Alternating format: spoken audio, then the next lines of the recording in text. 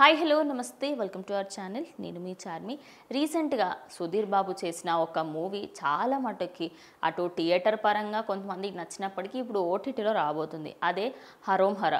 అయితే ఈ మూవీకి సంబంధించి ఈ మూవీలో రీసెంట్గా ఎవరైతే ట్రెండింగ్లో ఉన్న ప్రణీత్ హనుమంత్ అనే వ్యక్తి ఉన్నాడో ఆయన అందులో యాక్ట్ చేయడం జరిగింది. విలన్ పాత్రలో సెకండ్ విలన్గా ఆయన అయితే పోషించారంట.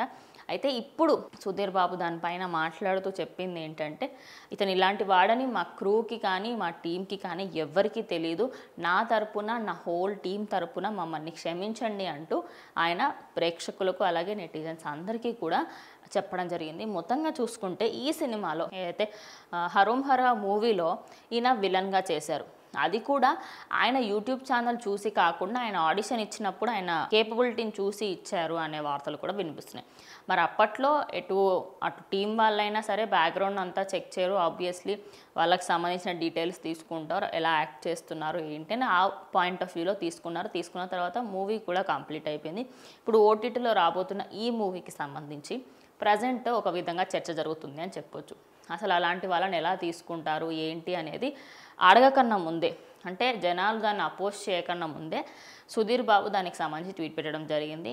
మేము దీనికి క్షమించమని అడుగుతున్నాము, మాకు అసలు ఎలాంటి అప్డేట్ కూడా లేదు, అసలు వీడు ఇలాంటి వాడని మాకు తెలియదు, మేము దీనిపైన మేము ఎప్పటికీ గుర్తు పెట్టుకుంటాం, అసలు దీనికి మాకు ఎలాంటి సంబంధం లేదు, నా తరపున నా టీం తరపున నేను మొత్తం అందరికీ క్షమించమని అడుగుతున్నాను, వీడు ఇలాంటి వాడని తెలుసుంటే మేము అసలు సీన్ కూడా ఆయన క్యారెక్టర్ కూడా ఇవ్వకపోయే వాళ్ళము, కానీ సినిమా కంప్లీట్ అయిపోయింది, ఓటీటీలోకి రాబోతుంది అని చెప్పేసి ఆయన చెప్పడం జరిగింది. ఓవరాల్గా ప్రజెంట్ ఆయన ట్వీట్ ఎక్కువగా వైరల్ అవుతుంది అనుకోవచ్చు.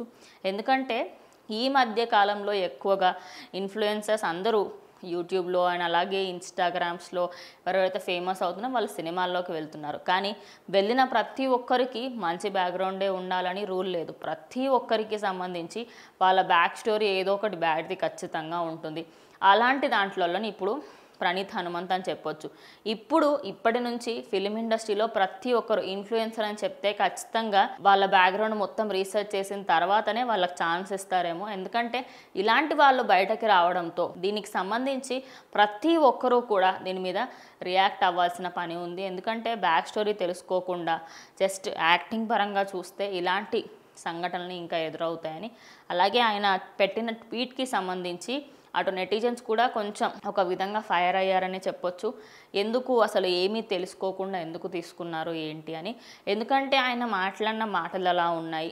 ఒక విధంగా ఆయన ఇన్ఫ్లుయెన్సర్ అనే పేరుతో కాకుండా నేను ఒక చిన్న యూట్యూబర్ని అనే పేరుతోని ఇండస్ట్రీలోకి రావాలి అనే ఉద్దేశంతో ఉన్నారు. ఇప్పుడు అమెరికాలో ఉన్న ఆయన ఇష్యూ ప్రజెంట్ సోషల్ మీడియాలో ఇంకా ట్రెండింగ్ అవుతుంది అనుకోవచ్చు. సో మరి వెయిట్ చేసి చూడాలి.